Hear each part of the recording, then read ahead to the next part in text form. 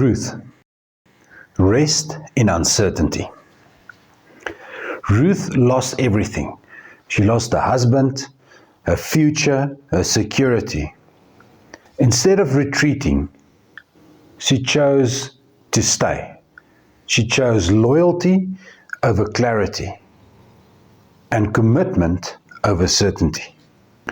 What we can learn from Ruth is that peace is not about knowing the full plan. It's about planting your feet in faith now without being certain about the outcome. Ruth's quiet strength was about trusting God for the next step instead of wanting to know the whole path. So on your journey to finding inner peace, why don't you try this? When life feels uncertain, choose one small act of faithfulness, and you will see how peace grows through commitment and not control.